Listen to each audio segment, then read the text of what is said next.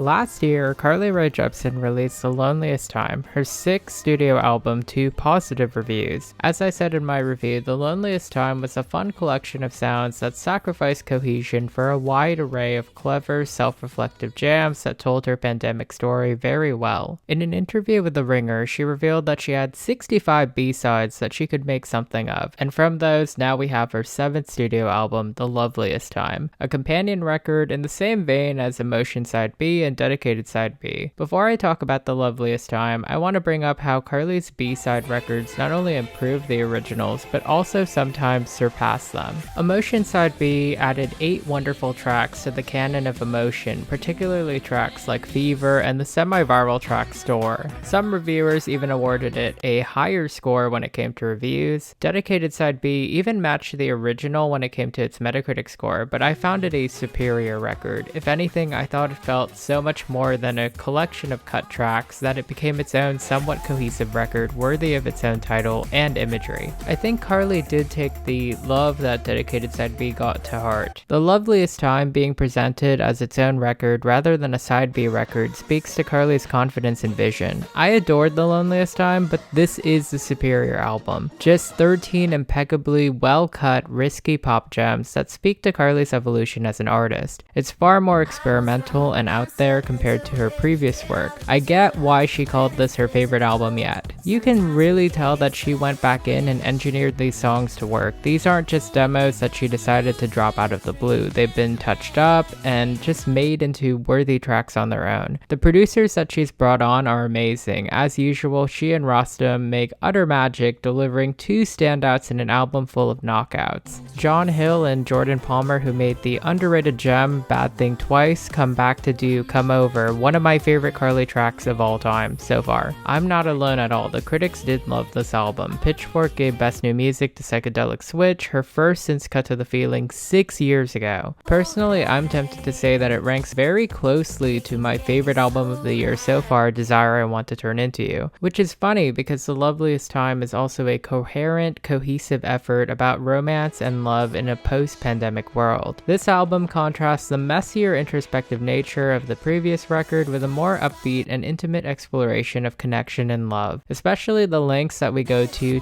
not be lonely and to find romance. Not quite a new territory for Carly, but it's really the sound and textures that she makes here that make it feel new and novel. The opener, Anything to Be With You, is jarring, explosive, and a warning shot that this album is definitely going to be odd. Patrick Berger and John Hill's percussion-heavy, quasi-indie rock steep production clashes against Carly's delicate vocals. The lyrics speak to an obsessive infatuation. The feeling for falling for this boy is never over. It's really the writing in the pre-chorus hinting that this love almost failed that colors it with more nuance. Is it fate or delusion? The bridge makes the song work better for me. It's not quite her best opener, but it is a grower. Kamikaze, produced with Jack and Coke, returns listeners to familiar synth-pop heaven. The song compares this doomed tryst to a kamikaze maneuver in which one purposefully crashes their plane into another one to take themselves and someone else out. Jepsen's crossword puzzle teaser says that this song is a metaphor for seeing an ex over the weekend, and it's very accurate. The verses tell the story, but the pre-chorus touches on how this is a mutual decision. The chorus locks in that imagery of a fiery crash, while that post-chorus is hypnotic. I love the way that the synths really resemble an ellipses. After Last Night is an airy romantic bop, co-written by Noonie Bao, produced with Rostam, who never really misses with Carly. The song goes through so many twists and turns with its production, I really could never predict where the song was going. In an interview, Carly said that the song, very much like Shooting Star, another favorite of mine, in its structure feels like a video game song that breaks conventions. The lyrics recall her fixation on astrological forces and the moon. It threads through the feeling of becoming sure the one you're with is the real deal. Definitely one of the more romantic cuts that she's done so far. Aeroplanes is another oddball of a song. This one is produced by Patrick Berger. It's far more lyrically dense than the other tracks on this record, and it relays a story about an unrequited love. The production switch up towards the end of the song, away from the chaos of the earlier parts of the music, speak to Carly's journey that she's embarked on. The brashness and boldness of wanting to give this man everything is subdued to a repetitive and muted self-assurance, almost like that fugue state that you're in when you know it's over.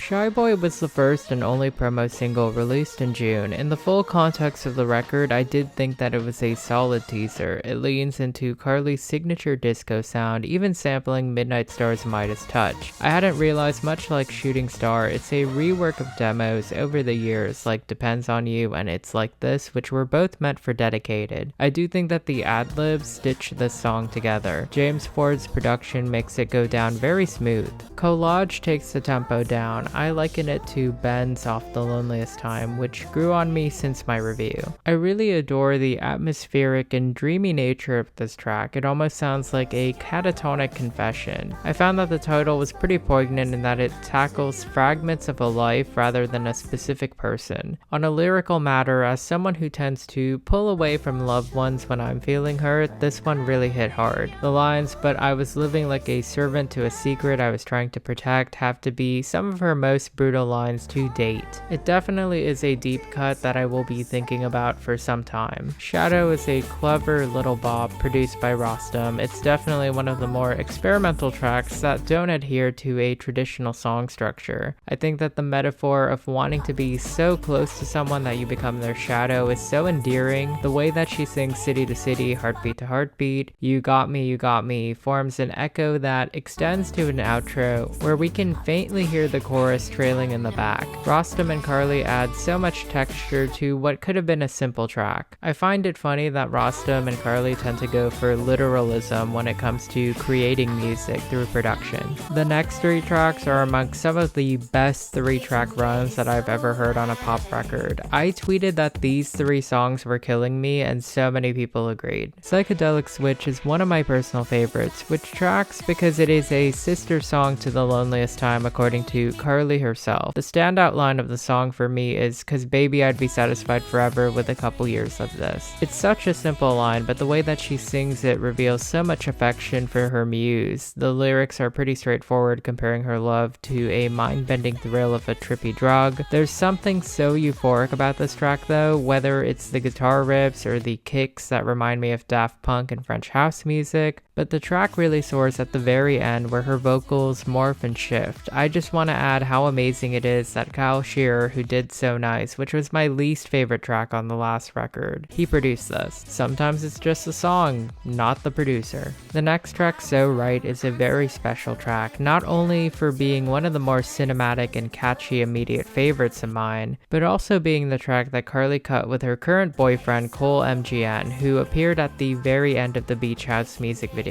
The track has a spoken intro between the two where they say what's about to happen isn't a good idea before we get a sultry banger dedicated to a couple with amazing physical chemistry. I do like how the verses allude to it being an emotionally distressing situation, though the bridge ultimately finds the couple reconnecting yet again because they get it so right. While it's hardly revolutionary production-wise, I do think that this is one of the better executed songs. Come Over completes the trifecta of bops with a conventional but effective disco pop banger that's so saccharine sweet that immediately stuck out as one of my personal favorites. The punctuation of the chorus with that guitar riff ties up the song in a neat little bow. That rhyming couplet of "whatever you're scheming, I'm already dreaming" just tickles my lizard brain in the right way. Compared to the other tracks, there's no surprise twist or screwball production here, which in itself is refreshing, though it doesn't quite feel like a side B experimental track, so much as an extension of The Loneliest Time, and her signature emotion sound with some elements of Dedicated thrown in there. Put It to Rest slows down the record for another Burger production. This is the 4th and final one on the record. Initially, it was a bit of a downer to me and was not my favorite track, but I've come to appreciate it for being a break from the explosive trio right before it. I found that the subject matter about moving past old regrets, relationships, and that sort of thing to be very poignant. It could have easily been about an ex or a past loved one, or maybe even a friend that you don't talk to anymore these days. The production's piano and vocal focus lends it a sense of urgency and sobriety. The final 2 tracks are Stadium Love and Weekend Love, which don't share producers but feel interlinked in some sort of way to me. The first one, Stadium Love, produced by Louis F. Mann, leans into hair rock and 80s vibe. It's definitely a departure from the rest of the record's sound, emphasizing the instrumental over the story about a quick love affair, even name dropping A Weekend Weekend Love in there. Weekend Love, a bonus track, feels conversational but takes on a more funky, lighter tone that reminded me of Sideways, with its breezy vocals and playful vocal chops that really punctuate an abstract little story about a casual relationship that just wasn't meant to be, and there's no hard feelings behind it, just fooling around.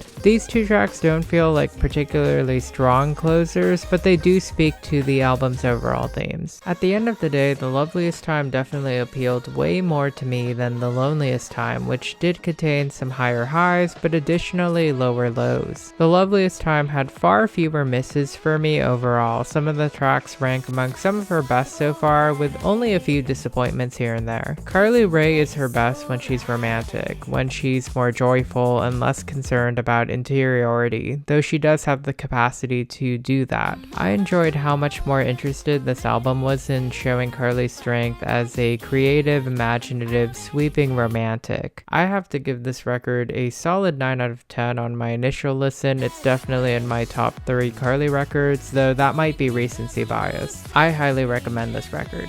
Go check it out if you have not. And that's a wrap. Thank you so much for tuning into this Carly Rae Jepsen review. I've done a couple of other videos on Carly, including a review for the companion record, which you can check out. Carly has always been one of my favorite artists. I just love the ability she has to channel music and just really be a romantic. I find that really rare nowadays. Everything feels very calculated and polished. I still have a bunch of other videos that I'm working on, including the Ari series. Do not at me about her personal life. Feel free to comment below what your favorite track off The Loveliest Time was. Shout out to my members, shout out to my subscribers. Thank you so much for supporting my videos. I cannot wait to make my next one, and I will see you next video.